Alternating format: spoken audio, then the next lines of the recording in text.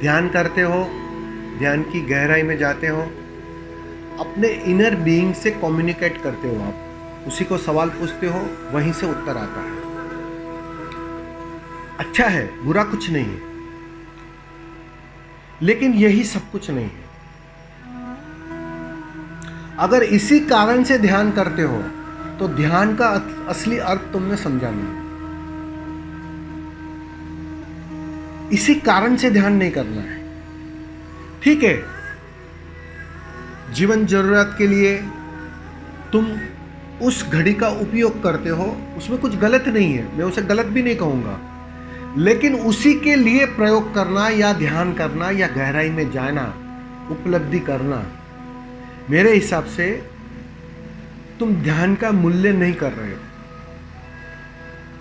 ध्यान जिस चीज के लिए दिया गया था तुम्हें, बात समझो अभी भी मैं क्या बोल रहा हूं। ध्यान जिस चीज के लिए तुम्हें दिया गया था, ओशो ने जो ध्यान विद्या तुम्हें पकड़ाई है, तुम्हें दी है, तुम करते हो, वो इसके लिए नहीं दी थी कि ताकि तुम संसार में आगे बढ़ो। वो तो अभी 4 दिन अच्छा भी लगेगा, 4 दिन ठीक होगा, तब ठीक चलेगा, फिर जब उल्टा होगा तब वही आप प्रश्न लेकर आओगे मेरे पास कि स्वामी जी अब तो जो सवाल करता हूँ उससे उल्टी बात बन रही है, क्या करूँ मैं, अब परेशान हो गया। ये होगा, ये तैयारी रखना, क्योंकि देखो अगर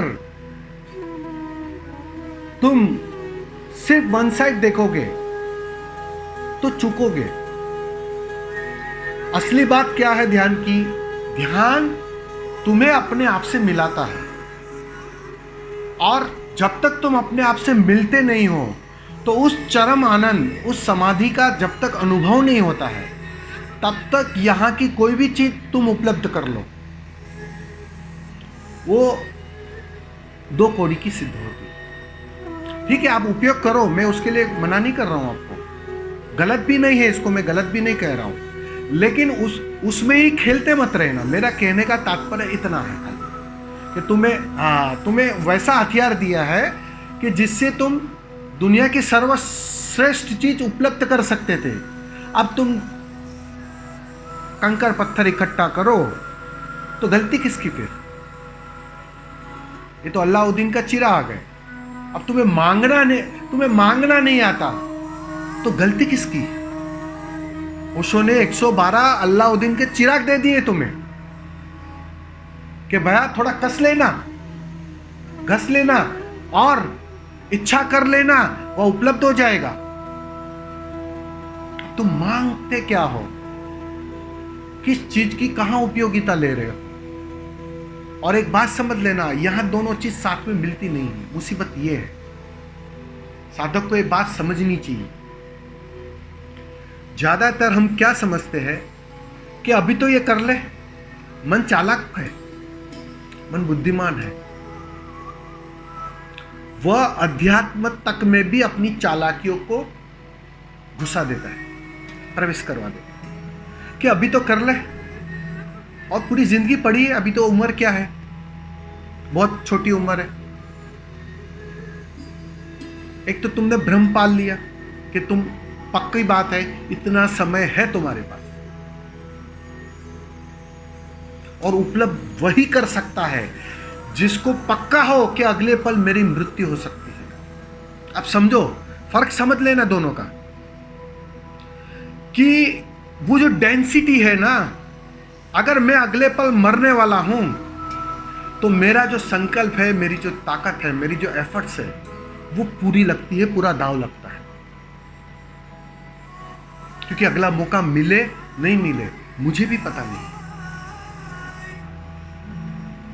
तो अभी हम क्या कर लेते हैं कि पहले ये सब इकट्ठा कर ले, थोड़ा धन इकट्ठा कर ले, फिर ध्यान तो बच्चा, ध्यान तो मिल ही गया है, ध्यान तो चिराग तो है ही अपने पास, फिर बाद में उसका उपयोग कर लेंगे। लेकिन एक बात बता दूं, समय किसी के पास नहीं है, एक क्षण से ज्यादा। इसलिए ओशो को कोई भी पूछता है तो वो एक ही बात कहते हैं कि अगर तुम अभी आनंदित होने को तैयार नहीं हो और भविष्य में छोड़ोगे आनंदित होना, तो एक बात पक्की है, तुम्हारा आनंदित होना असंभव हो जाएगा।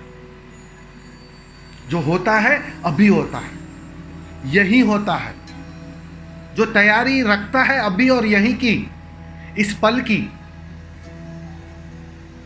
वह तैयारी काम करती है, वह तैयारी बैकग्राउंड लाती है, वो बेस तैयार करती है। जो फोर्स रहता है ना रॉकेट में, कैसे नीचे से फोर्स काम करता है, वो फोर्स उठाता है रॉकेट को।